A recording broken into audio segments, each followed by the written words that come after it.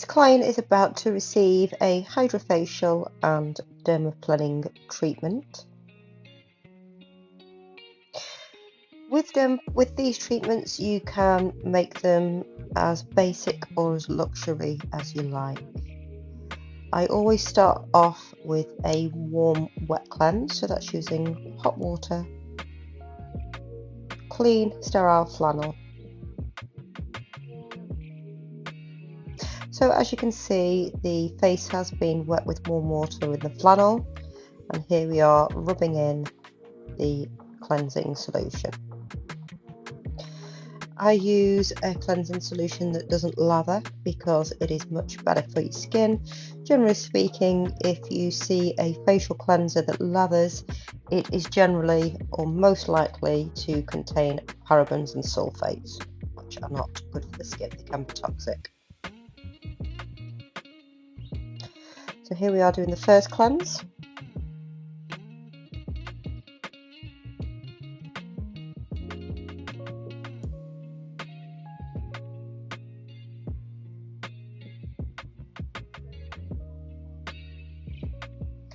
And here we are with the second cleanse.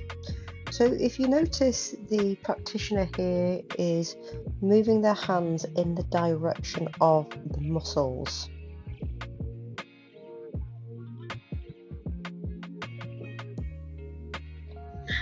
It's not essential that you wear gloves at this stage because the skin hasn't been broken, and generally you can experience a much better cleanse without gloves.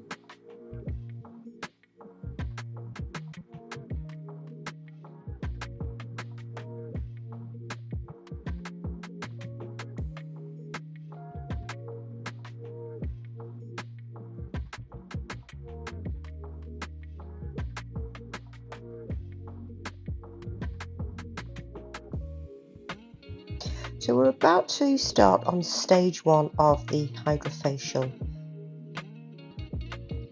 Now this is the dermabrasion, so it works very similar to a microdermabrasion. A microdermabrasion usually has a metal-based end, so the part of the machine that is in direct contact with the skin is usually metal. Now essentially this is sucking the dead skin from the end part through to the waste disposal section at the back of the machine. A full tutorial of the machine will be shown separate. Again, as you can see, the therapist here is moving the machine in the direction of the muscles. The HydraFacial machine does come with the end parts already, and they are plastic. This particular one is latex, so just be careful if you do decide to purchase some latex parts that you check that your client doesn't have an allergy to latex. The plastic parts that arrive with the machine are quite difficult to clean, so I would not advise using the clear plastic ends from one client to another. I would suggest that they are single use only. With these latex parts, they can be really easily cleaned, they can be turned inside out, they can be sterilised, and they can be used from one client to another. So if you look, the skin is turning a very slight pink colour. This is the exact type of colour that I would expect to see for a treatment like this. I always start off with the dermabrasion part on 50% air and 50% water. This will be further explained in the machine tutorial.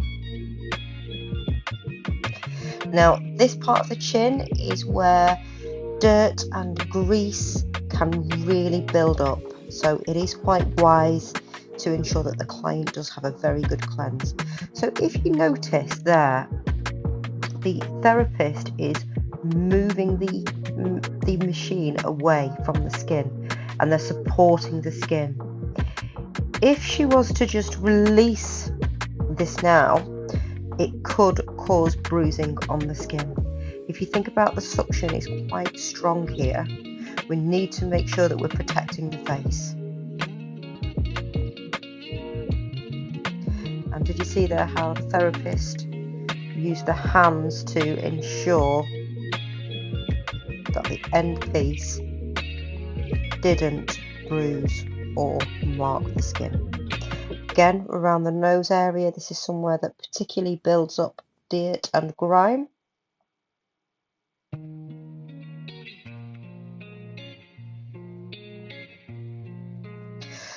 So bearing in mind the main purpose for stage 1 dermabrasion is to remove dirt and also to remove dead skin cells. But that what this also will be doing is giving lymphatic drainage, because it will automatically interact with the lymph nodes and the lymphatic system. Now, it's always wise to have some material with you to soak up any water. So bearing in mind, as well as this part is sucking up the dead skin cells and the dirt and the grime, what it's also doing is releasing water. It's releasing water based on how it's been set. So you can set it at maximum, you can set it at minimum, or you can set it somewhere in between.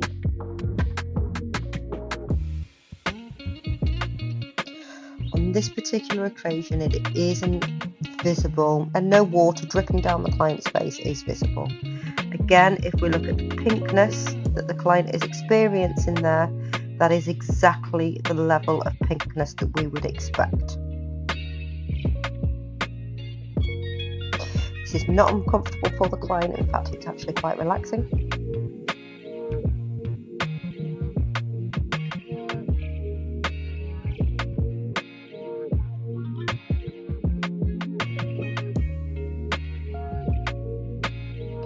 I usually spend between 8 and 10 minutes on this section. If you noticed that the client's skin was looking particularly red, it would be worth ending the session there and monitoring.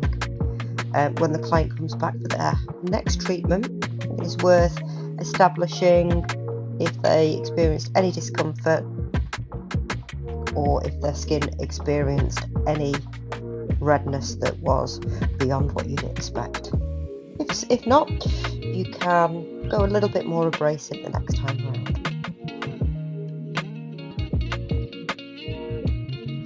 This next step is the ultrasound. So what the ultrasound does is it reaches the lower layers of the skin without injecting. So you can see that the therapist here is applying gel so that it acts as a conductor. Now this is specific ultrasound gel. It is not advisable to use a different type of gel. This is odorless and harmless when using in the correct context. As you can see, just a slight layer has been added. This hasn't been slapped on. It can be quite cold as well, so it's very advisable to warm it up in your hands as much as you possibly can, but also let the client know that it may be cold. If you take a look at this client here, she is very relaxed and receiving cold ultrasound gel on her face without any warning could be quite frightening and uncomfortable. So as you can see, the therapist here is ensuring that the ultrasound machine is interacting with the skin. If you look about the amount of pressure that's being applied, and she's moving in quite a slow figure of 8 type direction. If you were to move this around the skin too quickly, interaction just wouldn't take place and it would be an ineffective part of the treatment. Again, look at the pressure. There isn't a great deal of pressure, but there's enough pressure to ensure that interaction is taking place.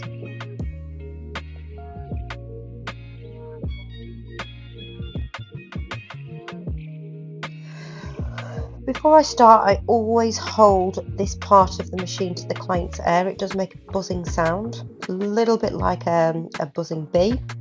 However, it's a type of sound that could sound like it's dysfunction into a particular client who may be more anxious. So always let them know that the sound is normal and that they shouldn't worry. I usually spend around 4 to 5 minutes on this part of the treatment. So the ultrasound is opening up the pores, it's interacting with the lower layers of the skin, and it's encouraging blood circulation. So bearing in mind the first step has stripped the skin of its dead skin cells, or as many dead skin cells are possible to remove using the dermabrasion. So we've got nice open skin and it's interacting with the ultrasound.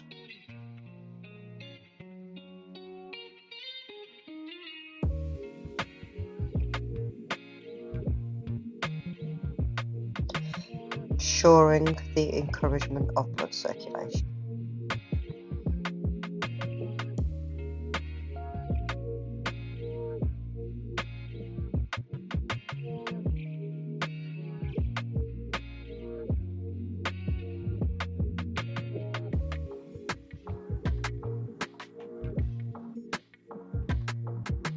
So I would apply this particular step 2 over the whole face. You can go close to the eyes, but of course leave at least a centimetre away from the eye. And again, you can see the therapist is moving in the direction of the muscle.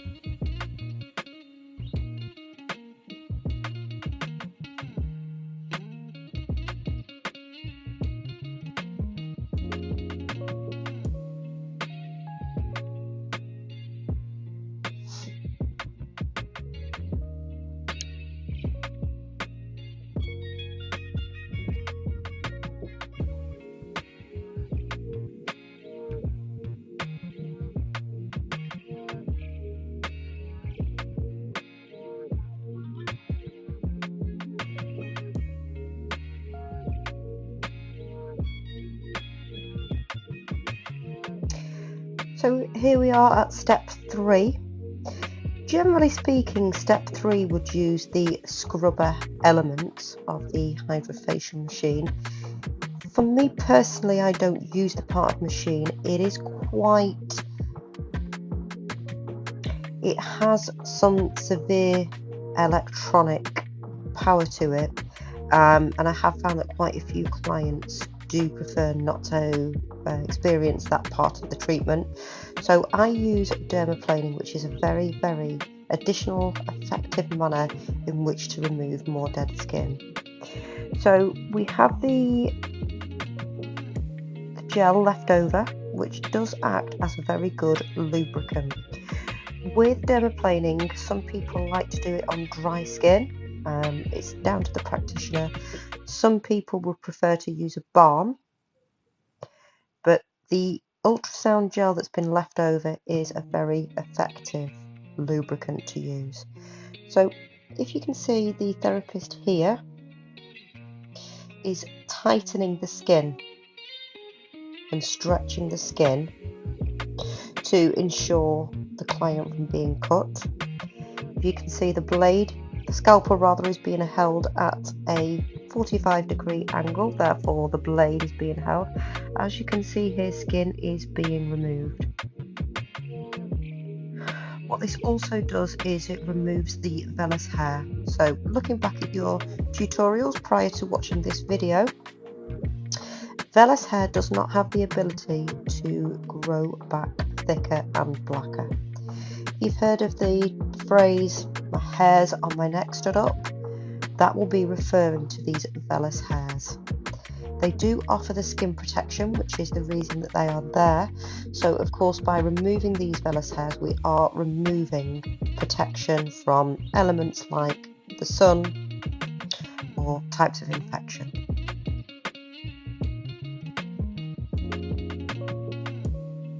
So what you see there on the blade that's being removed is a mixture of dead skin that wasn't removed from the dermabrasion and vellus hairs.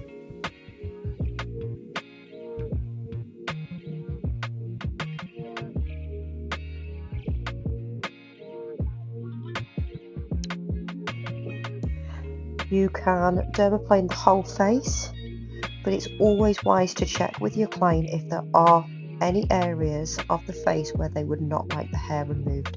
As an example, there may be some terminal hairs on the upper lip or on the chin. It's important that you check with the client, because some clients may have a routine where their terminal hair, which is the thicker and coarser hair, is removed by a different method, such as waxing. Dermaplaning terminal hair could encourage the hair to grow back thicker. However, it does not encourage vellus hair, the white hair, to grow back thicker. Again, if you see how the skin is being stretched here.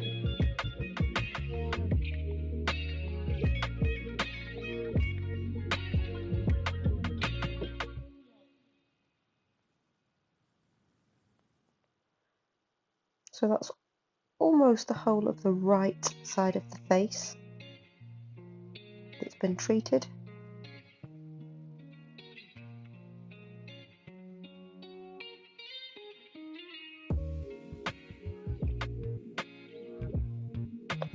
So the practitioner is moving their body around to ensure that they are stood in the right angle. If necessary, you can always guide the client's face or head to be moved in the correct positioning.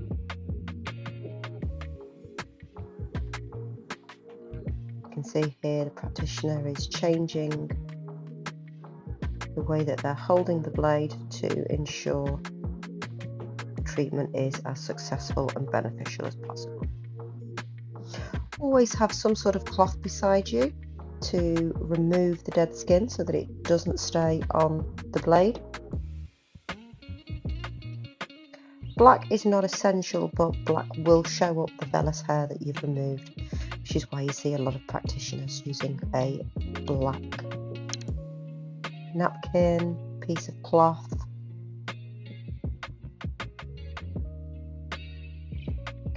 So do be careful that you don't actually create sideburns for the client.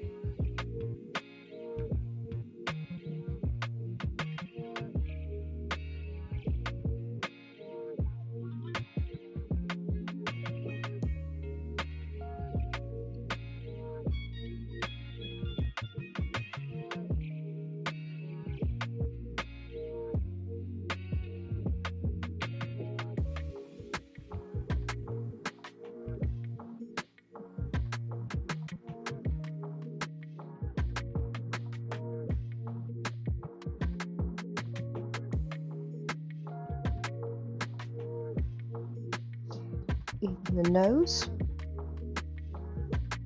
there is quite a little bit of dead skin on the nose area. Always check with the client to make sure that they haven't had a recent broken nose. By moving the nose or being rough around the nose, it could disrupt any previous history of breakage of bones.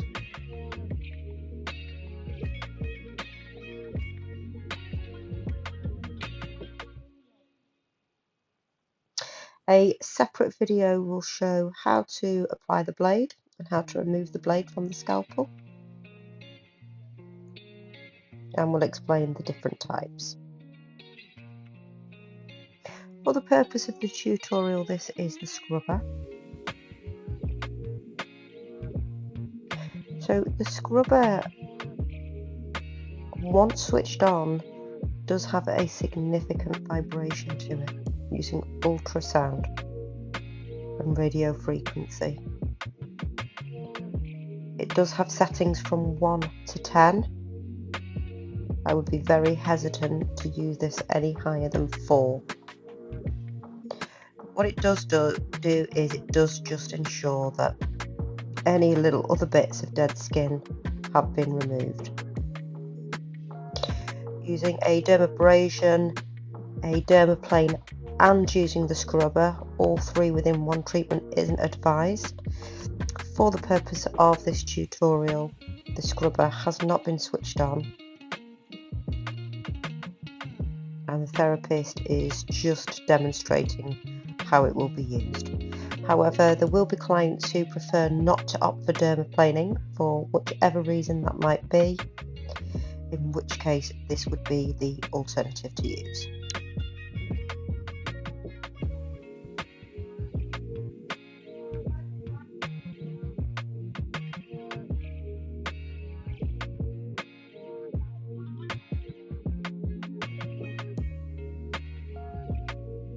This next step is simply emitting oxygen into the skin.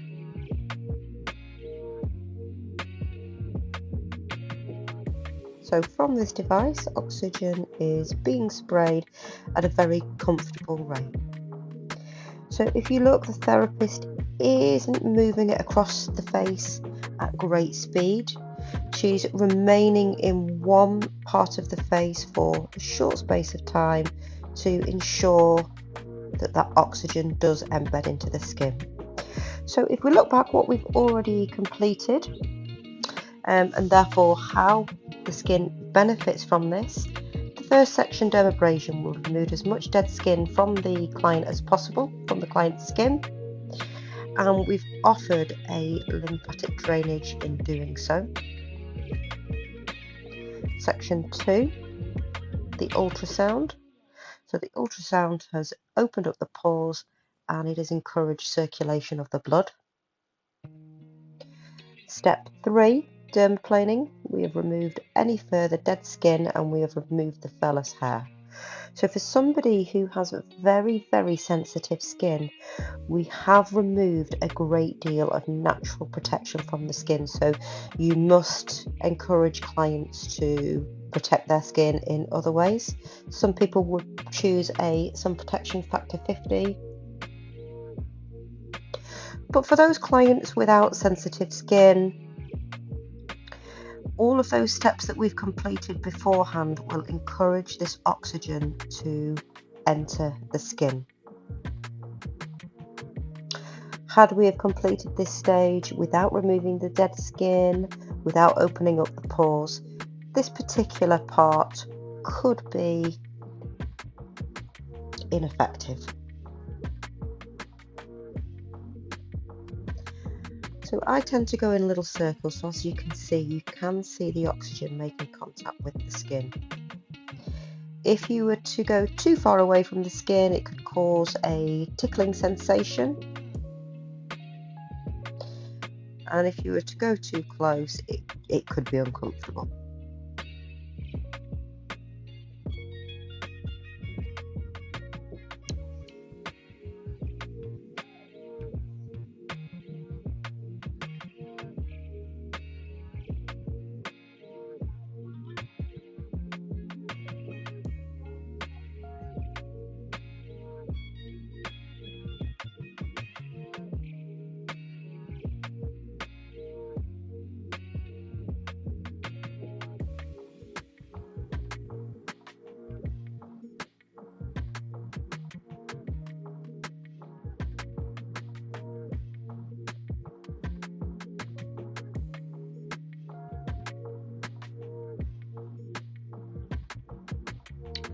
So continue on a grid system to ensure that the whole of the face has been treated.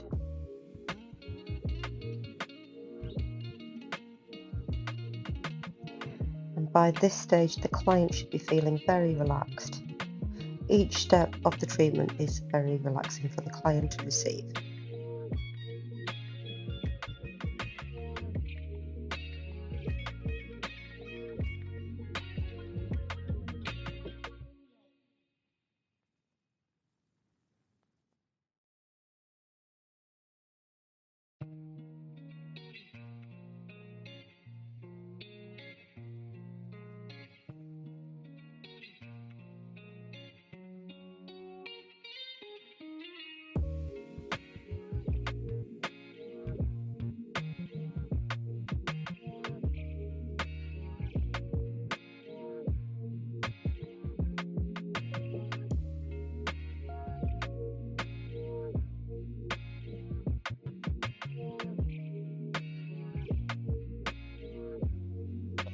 At this stage, I apply non-oil-based hyaluronic acid.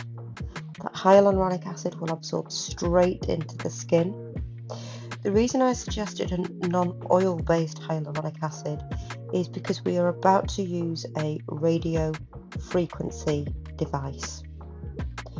Radio frequency could use the oil as a conductor of heat, and it could cause burning of the skin.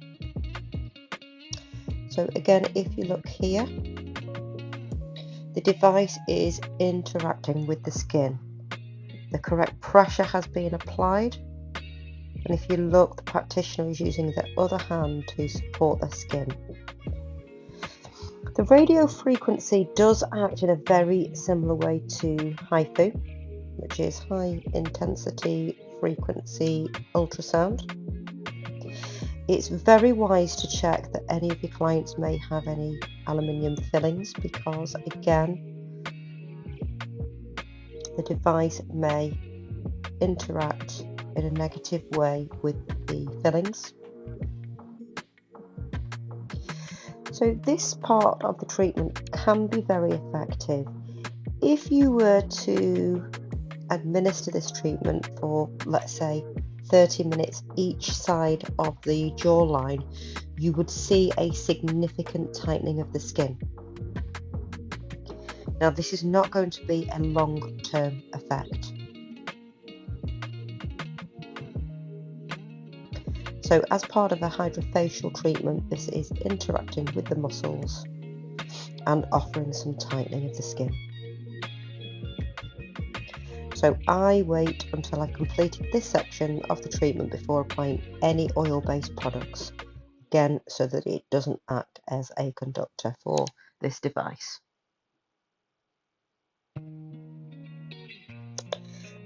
If you were to complete this treatment at speed, it would be very ineffective. In order for this to be effective, the device needs to interact with the skin slowly and effectively. This is in my opinion, is the optimal speed and the optimal pressure.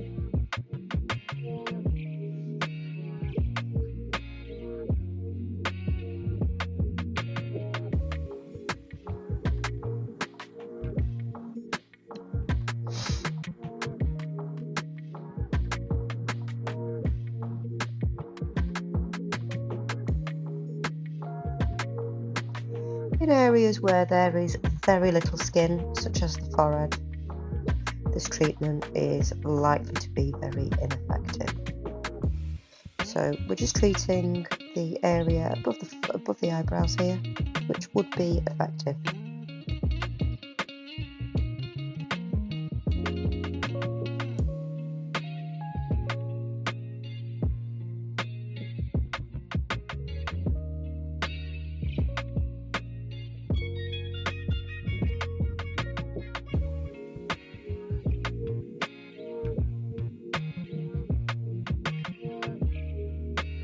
Nourishing serum is being applied very shortly.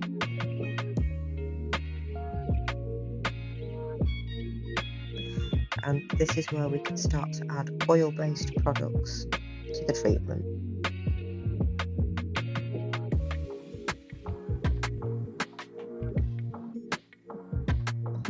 So the serum is being blended into the skin in the direction of the muscles.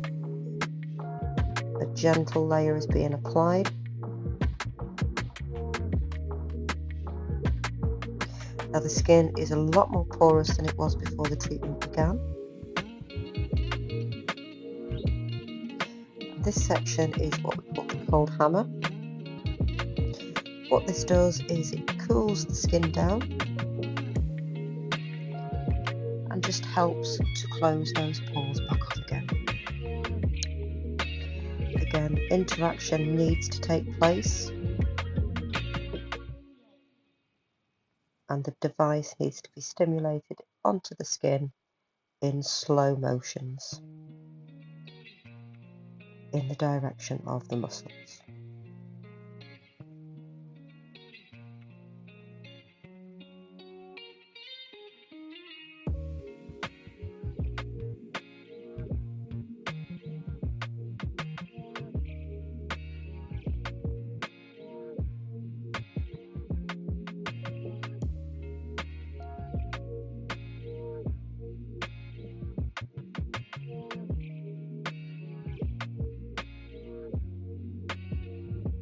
That's one side of the face that's almost being completed.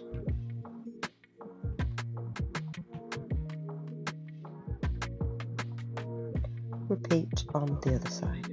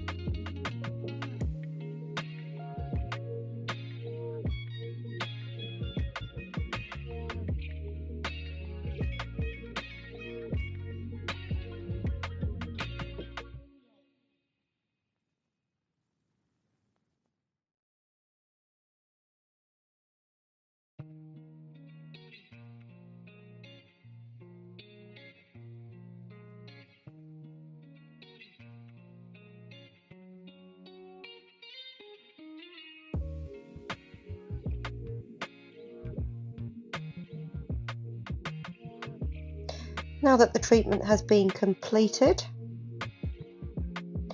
a second oil-based serum is being applied to the skin, which will absorb into the skin at great speed. Following this part, there are practitioners who like to use an LED machine on the skin. If you are trained in LED lighting, you would choose the relevant lighting. And that's the HydraFacial treatment complete.